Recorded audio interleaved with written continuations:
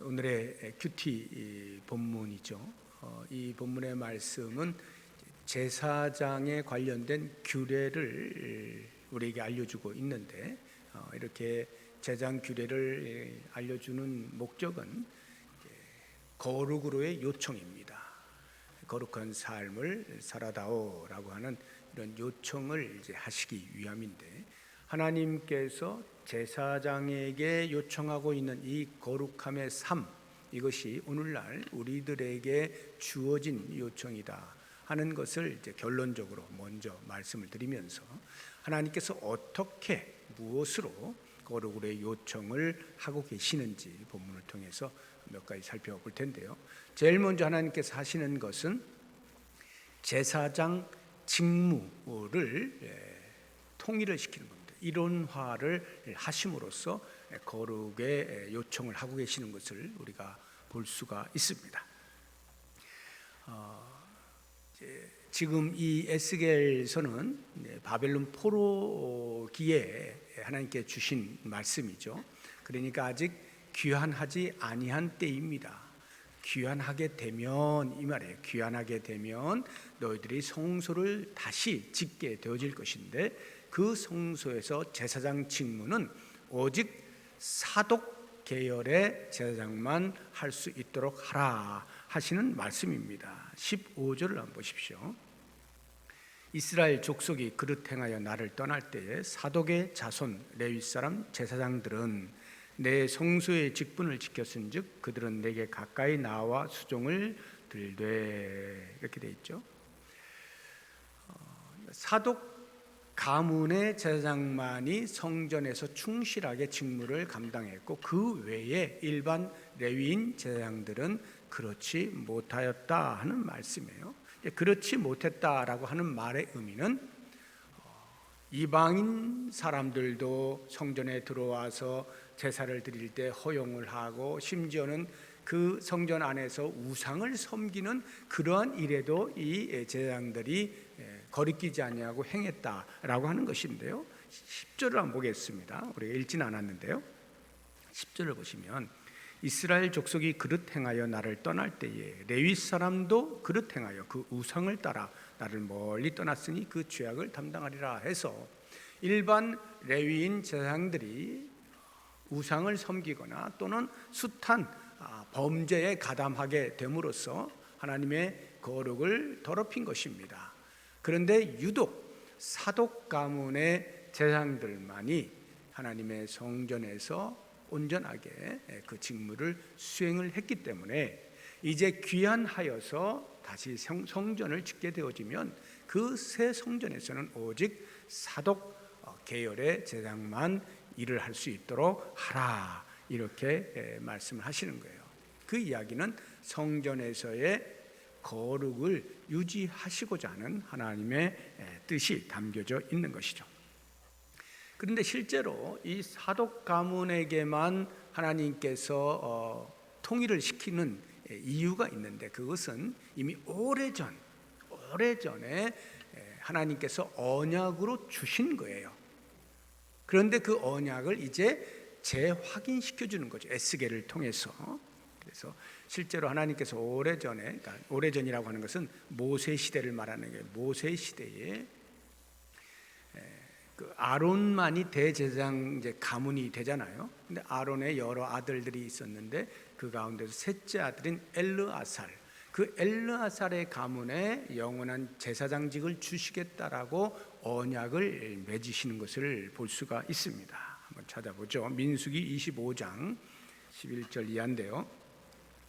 제사장 아론의 손자 엘르아살의 아들 비느하스가 내 질투심으로 질투하여 이스라엘 자손 중에서 내 노를 돌이켜서 내 질투심으로 그들을 소멸하지 않게 하였도다. 그러므로 말하라. 내가 그에게 내 평화의 언약을 주리니 그와 그의 후손에게 영원한 제사장 직분의 언약이라. 그가 그의 하나님을 위하여 질투하여 이스라엘 자손을 속죄하였음이니라. 이게 무슨 말이냐면, 모세가 시딤이라고 하는 곳에 이제 이스라엘 백성들과 함께 모여 있었을 때에, 그 시딤에서 이스라엘 백성들이 모압 여인들을 보면서 마음에 음욕을 품은 거예요. 그리고는 실제로 그런 음행을 한 것입니다. 하나님이 진노하시는 것은 당연하죠. 그런 중에 이스라엘 백성 하나가, 남자가 미디안 여인을 자기가 거하고 있는 천막에 데리고 들어가서 음행을 한 것입니다. 그것을 엘르아살의 아들인 비느하스, 그러니까 아론으로 하면 아론의 손자가 되는 거죠. 비느하스가 그것을 목도한 거예요. 창을 들고 쫓아가서 음행하고 있는 그 남녀의 배를 창으로 그냥 찔러서 죽입니다. 그때에 하나님께서 하신 말씀이 우리가 읽은 이 말씀이에요. 하나님이 진노하셔서 연병을 보낸 겁니다. 그래서 많은 사람들이 죽어가고 있어요. 죽어가고 있는 과정 속에서 비느하스가 그 일을 행함으로 하나님이 진노가 누그러져서 그 당시에 끝났을 때, 그 일이 끝났을 때 24,000명이 죽거든요. 이미 이렇게 많이 죽어 있는 상태에서 이 비느하스의 행동으로 인하여 하나님이 진노를 이제 멈추시고 속죄하였다라고 하면서 그 엘르아살 가문의 영원한 제사장직을 평화의 언약으로 주시는 거예요. 그러니까 지금 이 에스겔에게 주시는 이 말씀은 이미 모세 시대에 언약해 주셨던 것을 다시 한번 확인하는 거예요. 그러면 만약에 계속해서 엘르아살 가문이 제사장직을 감당해 왔다라고 하면 굳이 다시 이 이야기를 할 필요가 없겠죠. 그런데 중간에 이것이 곁길로 샌 거예요. 사사시대를 거치면서 계속해서 엘르아살의 가문이 아닌 이다말의 가문이 제사장직을 하게 되어집니다. 이다말은 아론의 넷째 아들입니다. 엘르아살 셋째 아들과 넷째 아들, 첫째와 둘째는 어디 갔나 나중에 제가 또 말씀을 드릴게요. 그들이 수행하지 못한 이유가 있는데, 넷째 아들 이다말의 후손들이 제사장직을 계속 감당하게 되어 온 거예요. 그러다가 다윗과 솔로몬 시대에 이것이 다시 자리를 이제 잡게 되어집니다. 솔로몬이 이제 왕으로 등극을 하게 되어지면서 이 이다말의 계통의 제사장인 아도니아를 이제 폐위를 시켜 파면을 시키고 고향으로 돌아가게 만듭니다. 근데 그냥 파면을 시킨 게 아니라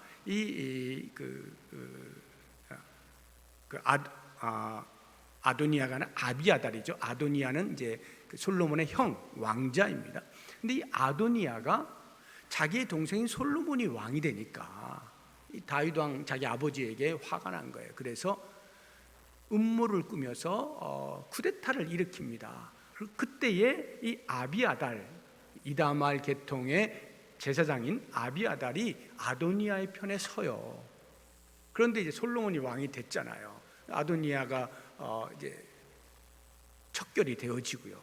그러면서 아비아달을 죽이지는 아니하고, 네가 그래도 내 아버지 다윗 시대 때에 나름대로 공헌한 것이 있으니 내가 너를 죽이지는 않겠다. 고향으로 돌아가 조용히 살아라. 이렇게 해서 고향으로 돌려보내고 그 다음으로 사독을 이제 세우는 것입니다. 한번 보겠습니다. 열왕기상 2장 27절인데요. 아비아달을 쫓아내어 여호와의 제사장 직분을 파면하니 여호와께서 실로에서 엘리의 집에 대하여 하신 말씀을 응하게 함이더라. 여기 응하게 함이더라 하는 그 언약이라고 하는 것이 아까 제가 말씀드린 엘르아살의 가문을 통하여서 제사장직이 이어지도록 하겠다라고 하는 그 말씀이 중간에 사사시대를 거치면서 다른 길로 가다가 다시 원위치가 되었다 이 말이고요. 35절 한번 보겠습니다. 왕이 이에 여호야다의 아들 브나야를 요압을 대신하여 군사령관으로 삼고 또 제사장 사독으로 아비아달을 대신하게 하니라 해서 이 솔로몬 왕 시대에 다시 원 위치가 되어진 거예요. 사독으로 이제 쭉 내려갈 수 있도록 되어진 것입니다. 그런데 솔로몬 시대 이후에 다시 사독으로 계속 이어지지 아니하고 또 다른 레위인들도 제사장에 가담을 하게 되어집니다. 그러면서 질서가 무너지게 되어져요. 그러니까 너도 나도 제사장직에 참여를 하게 되어지는 것입니다. 그런데 그 일반 레위인 제사장들이 사독처럼 이렇게 경건하게 하나님의 성전에서 성실히 수행을 하지 못하고 범죄를 저지르게 되는 거예요. 우상을 섬기거나 하는 그런 일들을 저지르게 되어지는 거예요. 에스겔서 22장 26절 보겠습니다.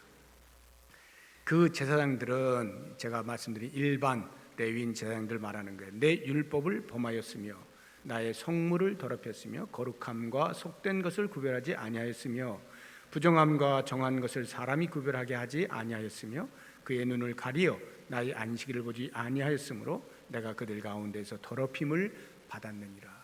그들로 인하여서 하나님의 이름이 더럽힘을 받게 되어졌다 하는 것이에요. 바로 이와 같은 때에 하나님께서 에스겔을 통하여 새 성전의 환상을 보여주시고 비전을 보여주시고 그 새 성전이 세워지면 이제는 더 이상 이 사람 저 사람 하지 아니하고 오직 사독 가문의 제사장만 일을 할 수 있도록 해라 하고 말씀을 하시는 것입니다. 그래서 실제로 그들이 귀환을 했을 때 이제 스룹바벨을 중심으로 해서 1차 귀환을 하잖아요. 귀환해서 제일 먼저 하는 것이 성전을 짓는 거 아니에요? 처음부터 성전을 짓기 시작해서 바로 다 지은 것은 아니고 중간에 방해 공작이 있어가지고 오랫동안 못 짓다가 나중에 또 이제 결국은 짓게 되어집니다. 그래서 우리는 그것을 스룹바벨 성전이라 그래요. 근데 처음에 그 세워졌던 솔로몬의 성전에 비하면 이건 아무것도 아니에요. 너무 조그마하고 초라하고 볼품이 없어요. 그렇지만 그 볼품없는 성전임에도 불구하고 오히려 하나님의 영광이 솔로몬 성전에서보다 이 스룹바벨 성전에 더 있게 되어지는데 하나님께서 이렇게 제사장 직무를 통일을 시키면서 일원화시키면서 그 영광을 받으시기를 원하는 그 마음이 실현이 되는 거예요. 실제로 어떻게 실현되었는가, 과연 사독 가문으로 이어지는가 하는 것을 한번 보겠습니다. 느헤미야 11장 11절입니다. 또 하나님의 전을 맡은 자 스라야이니 그는 힐기야의 아들이요 무술람의 손자요 사독의 증손이요 해서 이 사독 제사장의 증손인 스라야가 귀환하여서 스룹바벨 성전의 제사장직을 감당을 하는 것을 볼 수가 있습니다. 이 말씀 속에서 우리가 좀 같이 묵상을 해보는 것은 신약으로 넘어와 보세요. 신약의 개념으로 하면 제사장은 우리 모든 성도가 다 왕같은 제사장이에요. 베드로전서 2장 9절이 그것을 우리에게 알려주고 있는데 보겠습니다. 그러나 너희는, 여기 너희는 우리 모든 성도를 다 일컫는 겁니다. 택하신 족속이요 왕같은 제사장들이요 해서 그리스도의 피로 구속함을 입은 모든 성도를 가리켜서 왕같은 제사장이라 이렇게 이야기를 하고 있어요. 그렇다면 제사장인 우리가 오늘 이 말씀 속에서 제사장에게 주시는 그 거룩한 삶으로의 요청이 곧 나에게 요청되고 있구나 하는 것을 알지 않겠습니까? 그러면 이 제사장 사독계열로 통일을 시키시는 이유가 뭡니까? 모든 거룩함에서 벗어난 제사장들을 다 제거하고 하나님의 성전에서 그 하나님 앞에서 바르게 섬겼던 한 제사장 가문을 통하여서 거룩을 유지하시겠다라고 하는 뜻이죠. 그러면 우리가 제사장으로서 이 땅을 살면서 하나님을 섬길 때 거룩함으로 섬겨야 한다 하는 것을 알게 되는 것입니다. 우리가 어떻게 하나님의 영광을 돌리냐, 어떻게 하나님께 영광을 돌리는가, 어떤 삶으로 하나님을 영화롭게 할 수 있는가 하는 것은 이 땅에서의 출세나 성공이 아니라 거룩함으로 하나님께 영광을 돌릴 수 있는 거예요. 한 성도 한 성도가 이 땅을 살면서 하나님의 거룩하심처럼 거룩하게 살고자 하는 그 몸부림을 통하여서 하나님이 영광을 받으시는 거예요. 얼마나 이 세상에서 난 사람이 되어서 하나님의 이름을 드높였느냐 하는 것으로 하나님은 기대하지 않으시는 거예요. 얼마나 당신의 거룩한 만큼이나 거룩으로 살기 위하여 몸부림을 치고 있는가 하는 것으로 하나님은 대견해 하시고 기뻐하시고 흐뭇해 하시고 받으신다 하는 것을 우리가 꼭 기억을 해야 됩니다. 여기 거룩함이라고 하는 것, 우리가 워낙 한국 사람들은 유교의 그 문화 속에 젖어 있었기 때문에 이 거룩함을 외형적인 어떤 형태로 오해하기가 쉬워요. 경직된 거룩함 있잖아요. 경직된 거. 이렇게 넥타이하고 와이셔츠하고 반듯하고 걸음도 똑바로 걷고 성경을 옆에 딱 끼고 하는 이런 어떤 그 느낌의 거룩함을 연상하기가 굉장히 쉬워요. 제가 어렸을 땐 정말 그랬어요. 제가 어렸을 때는 저를 가르친 전사님은 성경을 이 심장 여기인가요? 뭐 가까이 다 갖다 대고 이렇게 해서 걸어 다니셨거든요. 그 마음은 알겠어요. 그러나 그러한 모습 자체가 거룩을 나타내는 것은 아닙니다. 그래서 실제로 과거에 그 교회 안에서도 거룩하다라고 하는 사람들의 얼굴은요, 웃음기가 없어요. 미소가 없습니다. 거룩을 유지해야 되기 때문에 좀 이렇게 미소가 있고 얼굴이 밝고 이러면 마치 이렇게 가볍게 느껴진다, 거룩과 좀 다르다라고 생각을 했는지는 모르겠지만 아무튼 거룩이 많이 경직돼 있었어요. 그런데 성경이 말하는 거룩은 그런 거룩이 아니죠. 내면에서부터 하나님 외에 다른 그 어떤 것을 섬기지 아니하며 하나님만을 깊이 사랑하는 이것을 가리켜서 거룩이라 한단 말이죠. 하나님을 닮아가고자 하는 열망으로 충만한 상태, 이것이 거룩이에요. 우리 왕같은 제장된 성도들에게 요청하시는 바가 바로 이와 같은 거룩이다 하는 것입니다. 하나님께서 오늘 본문에서 거룩의 삶을 요청하시는 또 다른 방편을 보게 되면 제사장이 지켜야 할 규례들을 말씀해 주심으로써 우리에게 거룩을 요청하시는 것을 볼 수가 있어요.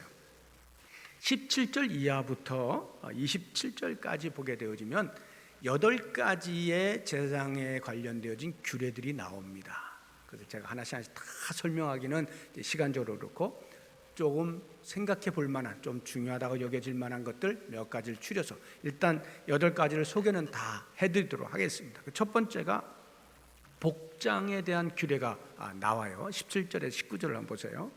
그들이 안뜰문에 들어올 때는 안뜰문과, 여기 안뜰문이라고 하는 건 이제 성소를 이제 말하는 거예요. 성소에서 이제 직분을, 그 직임을 감당하는 그 일을 위해서 그들이 안뜰문에 들어올 때는 안뜰문과 성전 안에서 수종들 때에는 양털옷을 입지 말고 가는 베옷을 입어라. 가는 베옷을 입어라 하는 거예요. 양털옷을 입지 말라는 이유는 땀이 나기 때문에 그런 거예요. 18절 보세요. 가는 배 관을 머리에 쓰며 가는 배 바지를 입고 땀이 나게 하는 것을 허리를 동이지 말라. 그러니까 모든 이 의복의 규례가 땀을 방지하기 위한 거예요. 그러니까 하나님 앞에 거룩한 일을 해나가는 데 있어서 땀으로 인하여서 힘들어지지 않게 하라는 것도 있지만 이 땀이 나고 이렇게 하는 것이 부정하다라고 여긴 거예요. 그래서 그런 것들을 최대한 방지하기 위한 옷을 입어라 하는 것입니다. 그리고 또 한 가지가 있는데 19절을 보시게 되면 그들이 바깥들 백성에게로 나갈 때, 이제 성소에서의 모든 수행을 마치고 백성들을 만나기 위해서 바깥들로 나갈 때에는 다른 옷을 입어야 된다는 거예요. 옷을 벗어 거룩한 방에 두고, 여기 거룩한 방이라고 하는 것은 제사장의 방이 따로 있어요. 그 성전을 지을 때 제사장의 방이 따로 있습니다. 그래서 거기에 옷을 걸어두고 옷을 바꿔 입고 나가라는 거예요. 왜냐? 그 뒤에 보면 이는 그 옷으로 백성을 거룩하게 할까 함이라. 그 옷으로 백성을 거룩하게 할까? 이 제가 좀 이해가 쉽게 안 됐어요. 여러분들 잘 이해되십니까? 옷을 왜 바꿔 입고 나가느냐? 그 이유가 혹시 백성들이 거룩하게 될까 봐. 이게 말이 안 되잖아요. 백성들이 거룩하게 되는 것은 좋은 것인데 왜 그렇게 될까 봐 염려하여서 옷을 바꿔 입고 나가라 할까? 묵상을 하는 중에 깨달아지는 것은 이런 거예요. 제사장이 성소에서 수행하던 그 옷, 거룩한 옷이라 여겨지잖아요. 그 옷을 입고 나가서 백성들을 만났어요. 그러면 어떤 일이 벌어지냐면 이 백성들이, 야, 제사장이 저 옷을 입고 왔다. 저 거룩한 옷, 하나님의 성전에서 일할 때 입는 저 옷을 입고 나왔네 하면은 자기도 모르는 사이에 그 옷을 만져보고 싶은 거예요. 만짐을 통하여서 그 거룩이 나에게로 혹시 전가될 수 있지는 않을까 하는 막연한 어떤 그런 기대감이 있을 수가 있는 거예요. 그래서 만약 만졌다라고 가정을 하면 그 만진 것으로 인하여 자랑스러운 거예요. 그래서 사람들에게 이야기하는 거예요. 나 그 옷 만졌어. 자랑거리가 될 수가 있어요. 반대로 제사장의 입장에서 볼 때는, 그래서 내가 그 옷을 입었는데 백성들이 와서 막 만지는 거예요.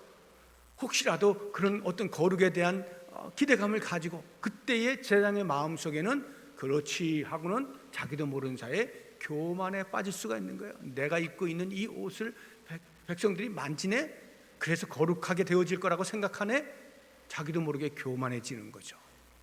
이런 것들을 방지하기 위하여, 다시 말하면 하나님 앞에 온전한 거룩, 내면의 거룩이 아닌 엉뚱한 것으로의 거룩이 변질되는 것을 막기 위해서 옷을 바꿔 입어라, 이렇게 말씀하고 있는 거예요. 두 번째 규례는 머리털 규례입니다. 20절 보세요. 그들은 또 머리털을 밀지도 말며 머리털을 길게 자라게도 말고 그 머리털을 깎기만 해라, 이런 규례가 있어요. 머리털을 민다는 얘기는 이제 대머리가 된다는 이야기인데, 이 대머리는 그 당시에 어떤 그 수치의 하나로 본 것입니다. 그래서 엘리사를 보고 막 대머리라고 이렇게 놀릴 때 그 아이들이 다 그냥 죽어버리지 않습니까?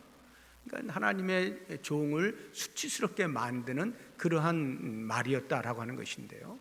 대머리라고 하는 게 어떤 수치심을 이제 유발하는 그러한 것이기 때문에 머리를 밀지 마라 하는 것입니다. 오늘날도 이걸 문자적으로 그대로 또 이렇게 하면 안 돼요. 외국의 목사님들 머리 이게 그 대머리 많습니다. 그러니까 오해하지 마시고. 또 하나가 있다고 하면은 그 이방 그 신 우상들을 이렇게 섬기는 그 제사장들 있잖아요. 그런 제사장들이 어떤 그 의식 중에 하나로 이렇게 머리를 미는 경우들이 있어요. 그래서 그런 것들과 혼동되지 않게 하기 위해서 그런 것도 있습니다. 또 머리를 이렇게 길지 마라 라고 하는 것은, 이게 머리털을 이렇게 길게 함으로써 어떤 부정의 의미가 그 속에 포함이 되어 수 있어요. 또 정결치 못한 이런 것들이 있어서 깎아라 하는 것은 단정히 해라 라고 하는 거예요. 단정히 해라 하는 거예요. 이것도 역시 거룩과 관련되어진 규례인 것입니다. 세 번째가 금주 규례가 있어요. 21절 보세요. 아무 제사장이든지 안뜰에 들어갈 때에는, 그러니까 수행을 할 때에는 성소에서 포도주를 마시지 말라. 수행하지 않을 때 마실 수 있습니까? 갑자기 또 이런 질문을 던지고 싶죠. 수행할 때는 마시지 말라니까 수행하지 않을 때는 마셔도 되는구나. 예, 마셔도 됩니다. 어느 정도 마셔도 됩니다. 그 당시로 보자고 하면 그 이스라엘 문화에서의 포도주라고 하는 것은 거의 물 수준이에요. 그렇지만 물론 독주, 이렇게 그 알코올이 있는 것입니다. 그래서 그 성전에서 일을 할 때에는, 수행할 때는 절대로 포도주를 마시지 못하게 되어 있습니다. 제가 아까 아론의 아들 가운데 셋째 아들, 넷째 아들이 있는데 첫째, 둘째가 어디 갔냐 이렇게 이제 말씀을 드렸잖아요.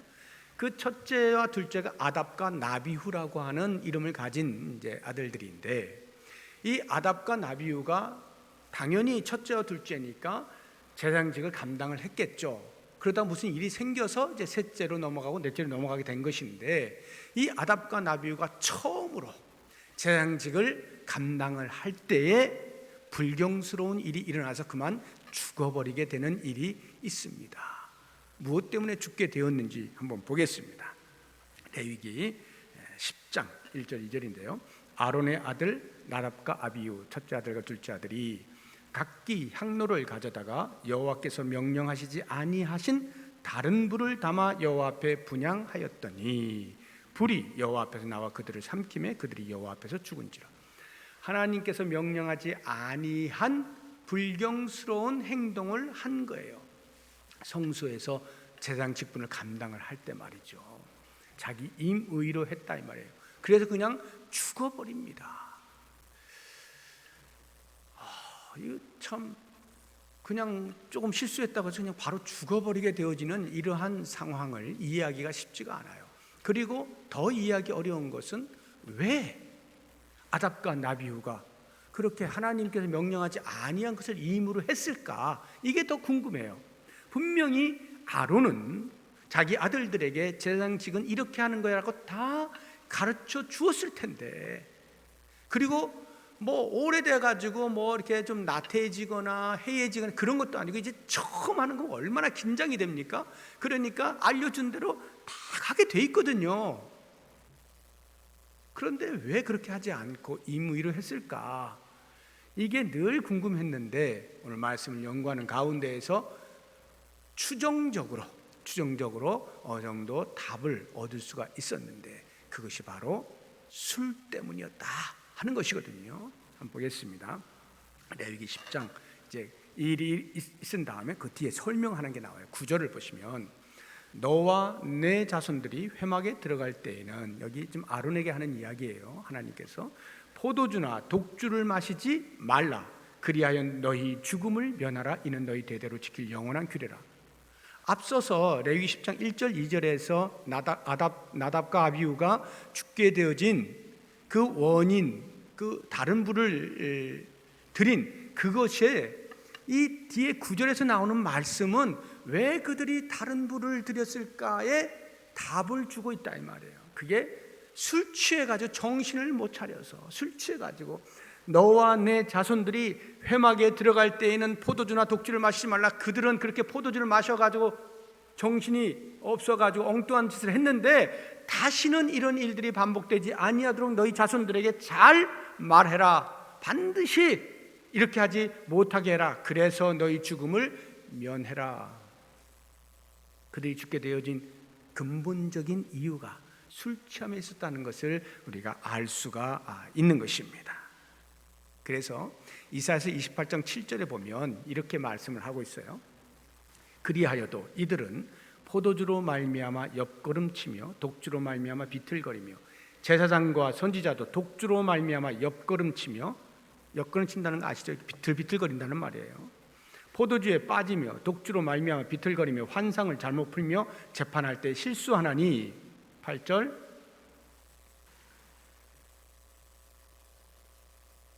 네, 7절까지 한 절만 제가 했죠.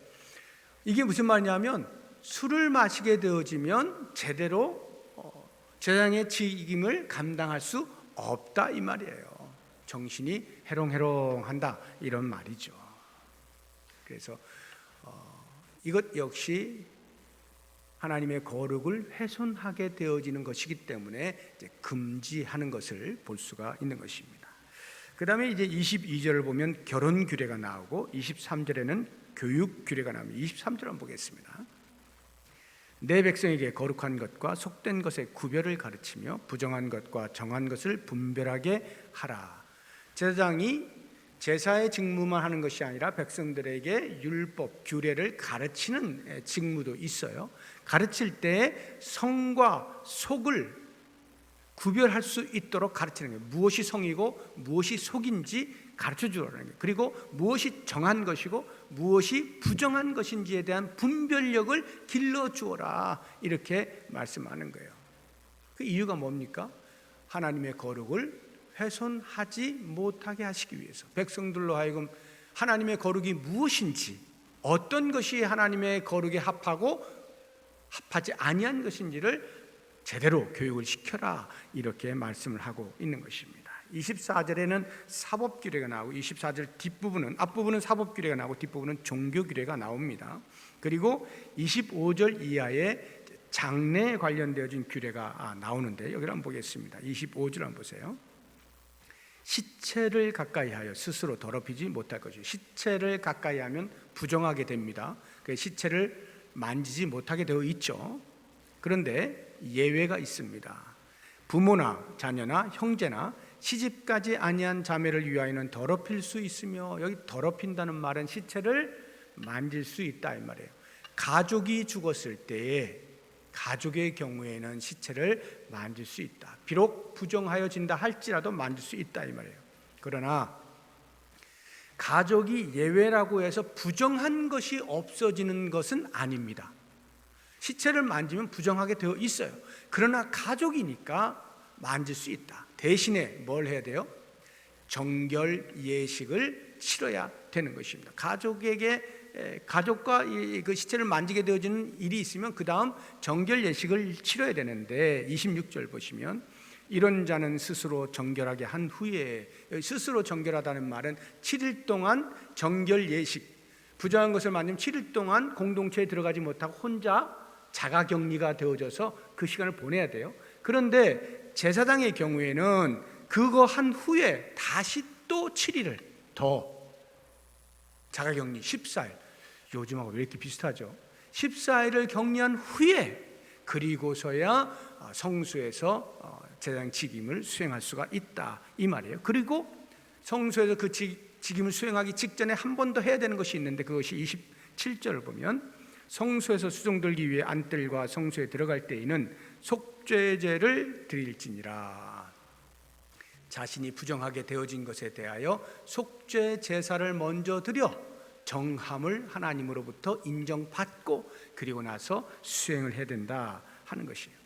지금 제가 이런 규례들을 전부 다 자세하게 설명을 드리진 않았지만, 이런 8가지 규례들이 주어지는 목적이 단 하나예요. 그것은 거룩입니다. 거룩을 손상하는 것들에 대하여서는 금지하고 백성들에게는 그 거룩을 잘 가르쳐라 하는 것이죠. 그렇다고 하면 우리가 이 말씀 중에서 묵상을 해볼 수 있는 것은, 내가 제사장인데, 이 땅을 살고 있는 제사장인데 이와 같은 요청을 통해서 어떻게 나에게 적용할 수 있을까? 내가 생각하는 것이나 말하는 것이나 행동하는 것에 있어서 하나님의 거룩에 부합한지 여부를 판단하고 그리고 말을 하고 행동을 하라는 것 아니겠습니까? 마치 어떤 말을 하고자 할 때 또는 어떤 행동을 하고자 할 때 예수님이라면 어떻게 하셨을까? 예수님이라면 어떻게 말씀하셨을까? 이렇게 먼저 생각하고 말을 하고 그렇게 생각하고 행동을 하게 되어지면 하나님의 거룩이 나로 인하여서 훼손되지 아니할 수 있겠죠.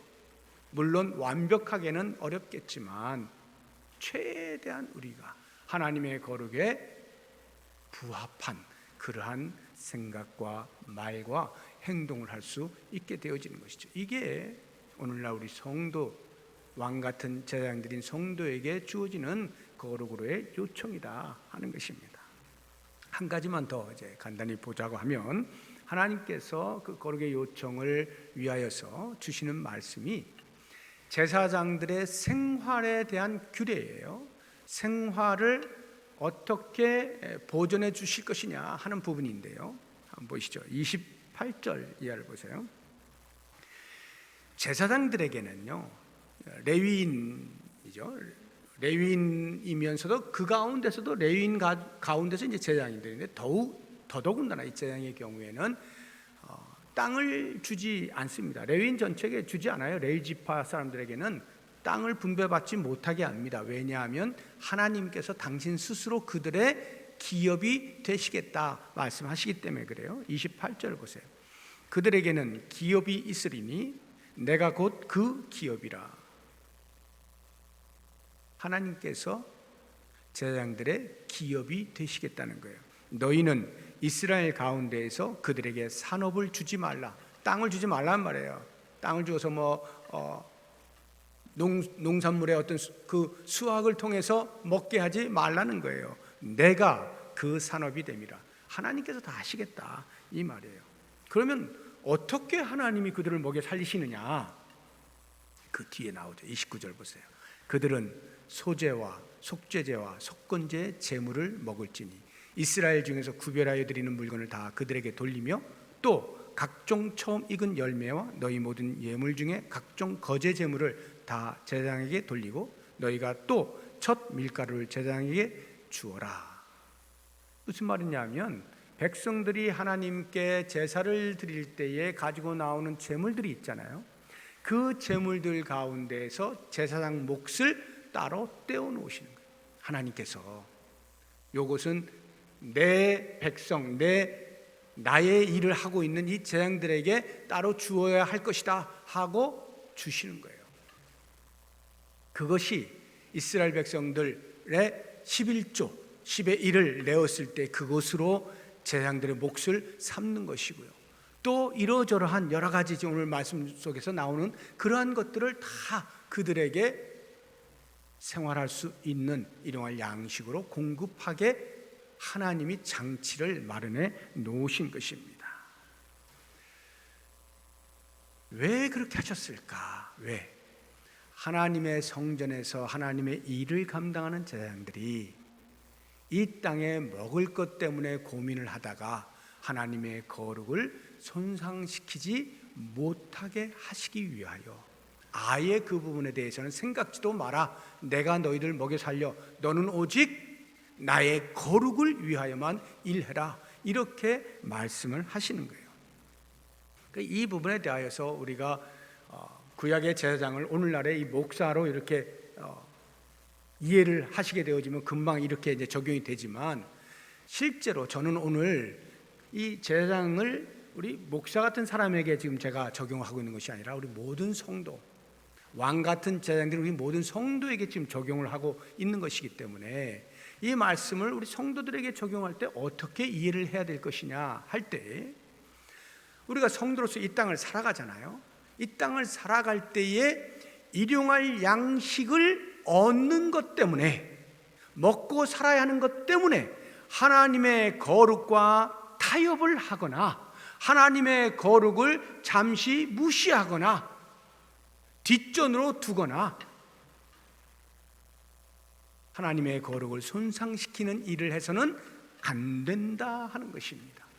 바로 이 부분에 있어서 예수님께서 그 보배와 같은 산상수훈을 우리에게 주실 때에 아주 명확하게 우리에게 말씀을 해 주시죠. 우리 마태복음 한번 보겠습니다. 6장 좀 긴데요, 25절 이하를 쭉 제가 읽어드리겠습니다. 그러므로 내가 너희에게 이르노니 목숨을 위하여 무엇을 먹을까, 무엇을 마실까, 몸을 위하여 무엇을 입을까 염려하지 말라. 목숨이 음식보다 중하지 아니하며 몸이 의복보다 중하지 아니하냐. 공중의 새를 보라. 심지도 않고 거두지도 않고 창고에 모아들이지도 아니하되 너희 하늘 아버지께서 기르시나니 너희는 이것들보다 귀하지 아니하냐.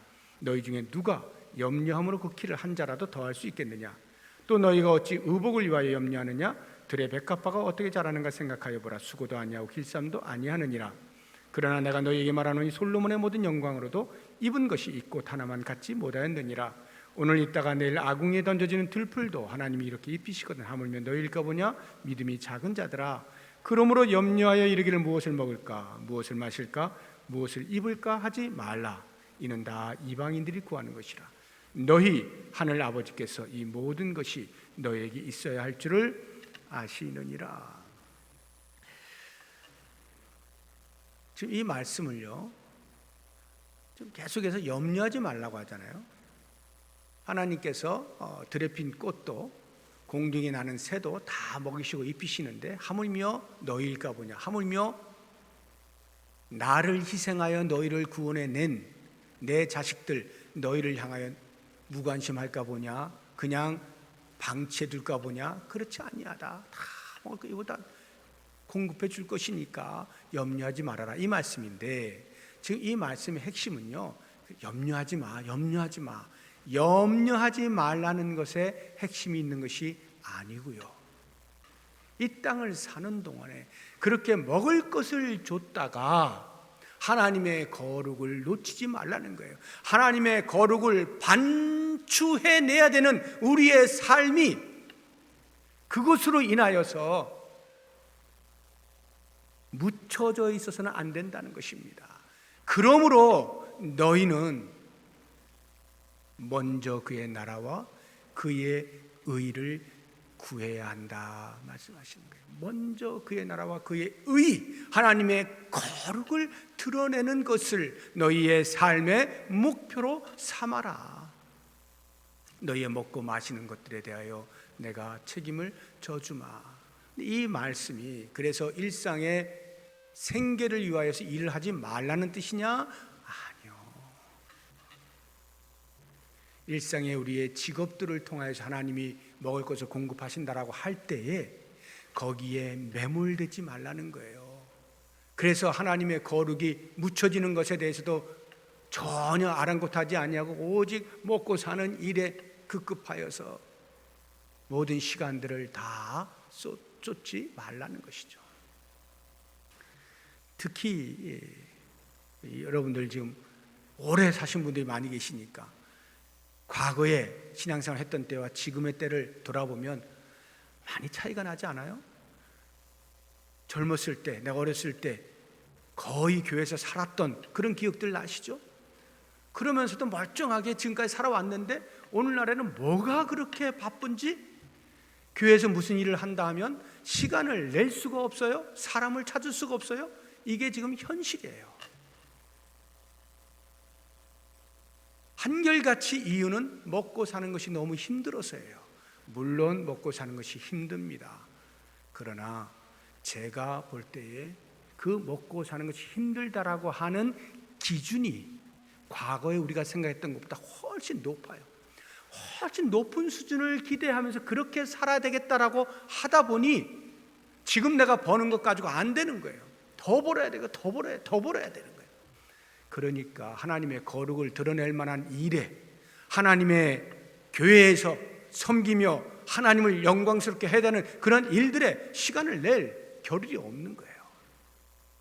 이게 오늘날의 우리들의 모습이 아닌가 하는 생각이 듭니다.